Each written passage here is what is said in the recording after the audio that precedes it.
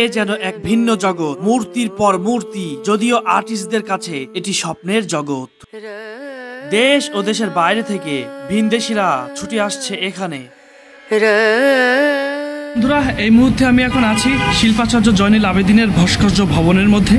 আমি এর আশেপাশের দৃশ্যগুলো আপনাদেরকে দেখানোর চেষ্টা করব। কতটুকু দেখাতে পারবো আমি ঠিক জানি না, কারণ আজকে ছুটির দিন। তবুও যতটুকু দেখানো সম্ভব আমি আপনাদেরকে দেখানোর চেষ্টা করছি প্রিয় বন্ধুরা। তো চলুন ভিডিওটি শুরু করি।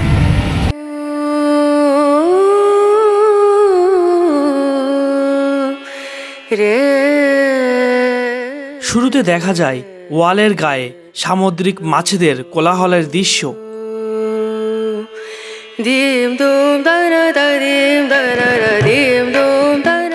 এখানে বসে আছেন এক বয়োজ্যেষ্ঠ বৃদ্ধা, ক্ষুধার্ত বৃদ্ধা। তিনি কতদিন অনাহারে এখানে বসে আছেন। আর এই যে বৃদ্ধাটি বসে আছেন, ইনি যেন বছরের পর বছর এখানে ধ্যান করছেন।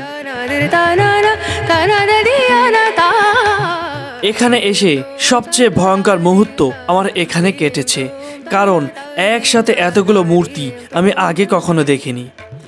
এই যে মূর্তিগুলো এখানে দেখছেন, হয়তোবা এগুলো ব্যবহার অনুপযোগী, তাই এখানে ওরা ফেলে রেখেছেন। হঠাৎ করে অচেনা কোনো মানুষ এতগুলো মূর্তি দেখলে ঘাবড়ে যাবে।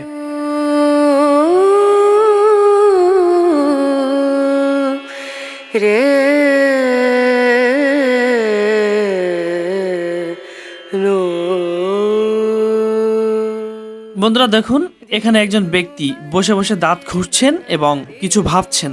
বন্ধুরা, এই যে মূর্তিটি দেখছেন, আমার কাছে সবচেয়ে পছন্দের একটি মূর্তি এটি। মানে ধরুন, একজন আর্টিস্ট তার জীবনের সর্বোচ্চ মেধা দিয়ে কত সুন্দর চিন্তাধারার অধিকারী না হলে সে এত সুন্দর একটি মূর্তি তৈরি করতে পারে। এই মূর্তিটি আপনারা একটু ভালো করে দেখুন তো, কি বোঝাতে চেয়েছে এই মূর্তিটিতে। এখানে বোঝাতে চেয়েছে একজন মানুষ তার নিজেকে ভেঙে আবার নিজেকেই সুন্দর করে গড়ছেন। তাই বন্ধুরা, এই ছবি থেকে এই মূর্তি থেকে আমাদের শিক্ষার অনেক কিছু রয়েছে। বন্ধুরা, এই বিল্ডিংয়ের প্রতিটি দেয়ালে কারো না কারো হাতে অঙ্কন করা শ্রেষ্ঠ ছবিগুলা ঝুলিয়ে রাখা হয়েছে। আপনারা দেখতে পাচ্ছেন কি সুন্দর সুন্দর ছবি এখানে তারা অঙ্কন করে ঝুলিয়ে রেখেছেন। বেশিরভাগ মেধাবী আর্টিস্টরা এখানেই ছবি অঙ্কন করেন, আর তাদের হাতে ছবি অঙ্কন করিয়ে নেওয়ার জন্য দেশ ও দেশের বাইরে থেকে মানুষের ভিড় জমে থাকে। এখানে দেখুন, একজন বিদেশি তার বিভিন্ন অঙ্গভঙ্গিতে দাঁড়াচ্ছেন, আর একজন আর্টিস্ট তার সেই অঙ্গভঙ্গি হুবহু সেভাবে অঙ্কন করার চেষ্টা করছেন। বন্ধুরা, শুধু বিদেশের মাটিতে নয়, আমাদের দেশের মাটিতেও রয়েছে অনেক ব্রিলিয়ান্ট আর্টিস্টরা, যা আমরা এখনো জানি না।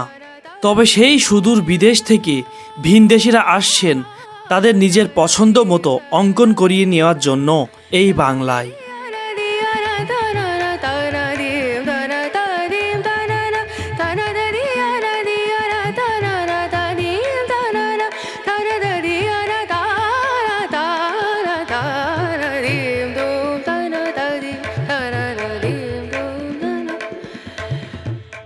আর এটা দেখুন, এটা আসলে কে বানিয়েছে আমি জানি না, তবে তার রুচি এবং বুদ্ধি দুটোই রয়েছে।